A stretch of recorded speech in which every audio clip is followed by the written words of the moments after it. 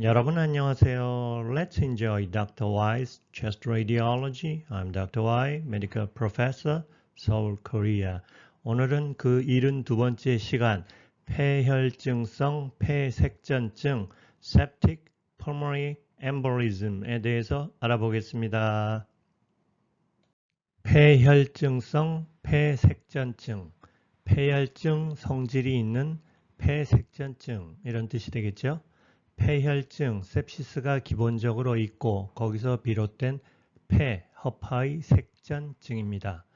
균에 감염된 색전이 폐동맥으로 옮겨져 폐동맥 폐색 및 폐감염을 유발하는 질환, 다른 말로 하면 폐혈증이나 전신 감염원으로부터 균 덩어리가 폐동맥에 도달해서 폐의 색전을 일으켜 폐감염증을 만드는 질환 이라고 할 수 있습니다.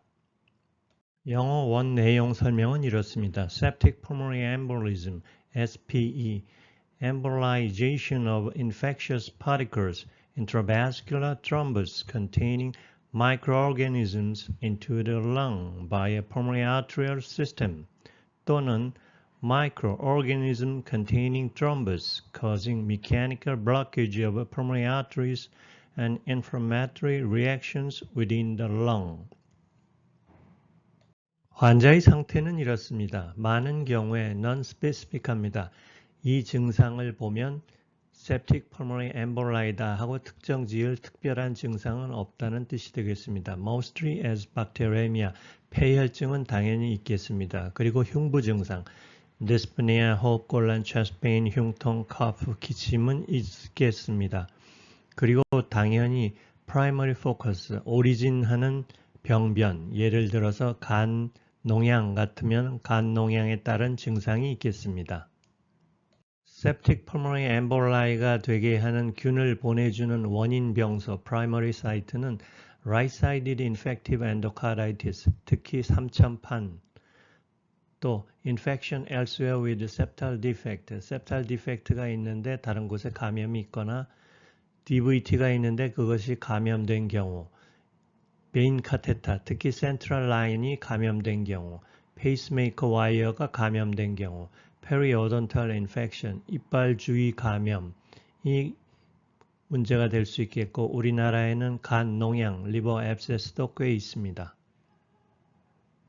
거의 모든 균이 일으킬 수 있겠습니다만 클랩시엘라 누모니아 균과 스타필로코커스 아우레스 균이 제일 많은 원인균으로 확인되고 있습니다. 우리가 제일 궁금해하는 체스트 엑스레이 소견을 알아볼까요? 안타깝게 이것도 non-specific합니다. 특징적이지는 않습니다. 그렇지만 많은 경우 diffuse bilateral nodule를 보입니다. poorly marginated nodule, 경계가 불분명하고 peripheral 변두리에 있고 lower lobe dominant하고 bearing stage의 cavity를 보입니다. 짧게 팔로우하면 이 cavity는 1에서 3cm 다양한 크기를 보이는데 그 숫자가 증가하거나 모양이 바뀝니다. 또 당연히 플로럴 effusion이 보이는 경우가 있겠습니다. 체스트 캣스캔 소견은 어떨까요? 엑스레이 소견의 연장이 되겠죠. 좀 더 자세한 소견이라고나 할까요? 바이레터럴이 많습니다. 그 다음에 feeding vessel sign이라는 게 있습니다. peripheral nodule인데 거기에 identifiable feeding vessel, 되게 pulmonary artery라고 생각하는 것이 있습니다. 이것이 feeding vessel sign인데 추가로 다시 설명하겠습니다. 또 알고 있는 대로 peripheral nodule이 있습니다. cavity가 있을 수도 있고 없을 수도 있고 peripheral wedge-shaped density가 보일 수 있겠습니다. 이것은 septic infarction이기 때문에 변두리의 웨지 모양이고 maybe cavity가 있기도 하고 maybe lower lobe dominant 하기도 합니다. 감별 진단, 무엇과 구분을 해야 할까요? Usually non-specific 합니다. 계속 non-specific을 강조하고 있습니다. 그렇게 특징적이진 않기 때문이죠. 그렇지만 many infectious lung disease, 폐에 생기는 거의 모든 감염성 질환과 감별해야 됩니다. 그리고 또 하나 중요한 것은 hematogenous lung metastasis, 폐 전이암과도 구분이 어려울 경우가 종종 있습니다.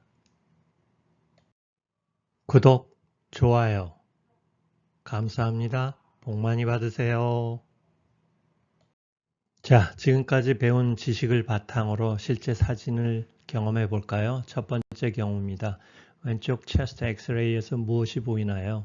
화살표가 많이 있죠? 좌우에 너듈이 다양한 크기로 있고 마진이 ill-defined고 그렇죠? 그런 너듈이 있습니다. 바이래터럴로. 오른쪽 간 CT를 보았더니 4cm 크기 간 농양이 있습니다. 간 농양에서 클랩쉘라 누모니아가 나왔습니다. 간 농양에서 시작한 septic pulmonary emboli 그 원인균은 클랩쉘라 누모니아. 같은 환자의 체스트 CT입니다. 좀 더 사이즈가 커 보이고 더 많고 경계는 불분명하고 왼쪽 밑에 사진을 보면 속에 캐비티도 있죠. 그 다음에 그 뒤로 오른쪽에 플로럴 이퓨전도 조금 있습니다. 맨 오른쪽 밑에 코로날 섹션 CT를 보니 좌상엽의 캐비티도 보이죠. 설명드린 소견이 모두 있습니다. Bilateral, multiple, variable sized, ill-defined nodule with some with cavity, some with pleural effusion. 두 번째 사진은 어떤가요? 첫 번째 경우보다 많지는 않지만 숫자는 적지만 역시 ill-defined nodule이 오른쪽에 몇 개, 왼쪽에 한 개 보이죠? 이 환자도 역시 오른쪽 간 CT를 보니 여러 개 간 농양이 있습니다. 원인이 간 농양에서 비롯됐습니다. 위에서부터 아래쪽으로 세 레벨 CT 이미지를 보고 있습니다. 검정 화살표가 가리키는 것이 다 septic pulmonary emboli죠. 페리페리, 변두리에 있죠. 크기 다양하죠. 플로라에 붙어 있기도 하고 로울롭에 좀 더 많이 보이는 것 같기도 하고 경계는 ill-defined 한 경우들이 꽤 있고 그렇습니다. 이것이 septic pulmonary emboli. 세 번째 환자입니다. 이렉트 PA 뷰가 아니라 누워서 찍고 EKG 탭을 달았습니다. 상태가 안 좋다는 뜻이죠. 엑스레이 찍으러 영상의학과까지 걸어서 갈 수 있는 형편이 못 되는군요. 상태가 중한 모양입니다. 오른쪽 사진은 사흘 뒤입니다. 왼쪽 사진에 보이는 여러 개 좀 커다란 ill-defined mass 너듈이 있었는데 사흘 사이에 굉장히 심하게 퍼져서 곧 ARDS에 빠질지도 모르겠습니다. 이 환자의 렁 윈도우 세팅 CT 석장입니다. 왼쪽은 코로날 이미지, 오른쪽은 엑시알 이미지 두 장입니다. 이 환자 역시 리버 앱세스고 블러드 컬처에서 클랩쉘라 누모니아 균이 나왔습니다. bilateral, multiple, ill-defined. 오른쪽 밑에 보면은 헤일로도 있어 보이죠? 여러 군데의 캐비티가 다양한 사이즈로 보이고 있습니다. 그 소견에서 이해했던 파인딩이 모두 있죠. bilateral, ill-defined, multiple nodule, basal dominant. 아래쪽이 더 많아 보입니다. feeding vessel 사인을 얘기하기로 했었죠. 초창기에 엑시알 CT만 있던 CT가 기술적으로 발달을 덜 했었던 초창기에 pulmonary septic embolism을 진단하고 싶어 했던 열심인 의사들이 연구를 해서 관찰해 보니 septic pulmonary emboli가 있고 그쪽으로 엑시알 CT에서만입니다.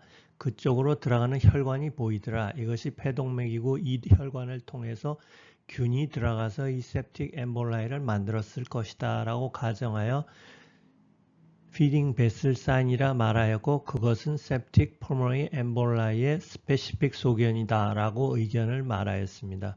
그러나 세월이 흘러서 CT의 테크니컬 기술이 좋아져서 thin section 이미지도 만들 수 있게 됐고 멀티플라나 크로스 섹셔널 리컨스트럭션 이미지를 만들어서 관찰해 보았더니 거기 보이는 컨클루전 사각형에서처럼 피딩 베슬은 실제로 있는 것이 아니라 멀티플라나 리컨스트럭션을 보았더니 대부분의 그 피딩 베슬이라 생각했던 혈관은 그 너듈 주변으로 돌아가고 그나마 나머지도 폴모너리 베인에 불과하더라. 이런 것을 알아냈습니다. 그러니까 feeding vessel sign은 허구이고 존재하지 않고 특징적인 사인이 아니다. 이런 말이 됩니다. 그러니까 다시 feeding vessel sign은 잊어주시기 바랍니다. 그렇다면 feeding vessel sign, 이른바 so-called feeding vessel sign에 대해서 무엇이었던가 과거사를 한번 돌아볼까요? 이 환자 AP supine 필름입니다. 좌우폐에 많은 ill-defined nodule이 있습니다. septic pulmonary embolism 같습니다.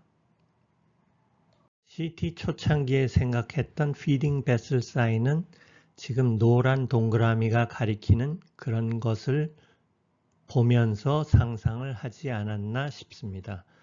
한번 세 군데 노란 동그라미를 봐주세요.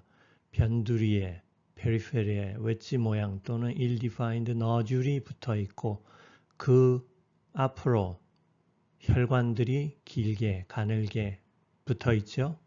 그래서 이게 폐동맥이고 이 폐동맥을 통해서 균이 들어가서 이런 ill-defined septic pulmonary emboli를 만들지 않았겠나 생각했던 것입니다. 그런데 다른 각도로 보고 multiplanar reconstruction이죠. 그러면 thin section CT로 보았더니 이렇게 보이는 혈관이 그 ill-defined nodule을 뚫고 들어가는 것이 아니더라. 주변으로 돌아가거나 다시 보니 동맥이 아니고 정맥이더라. 그런 것이 결론입니다. 재밌죠? 여자친구가 담배를 끊었다고요? 격려해 주세요. 큰일 한 겁니다. 수고 많으셨습니다. Thank you for watching.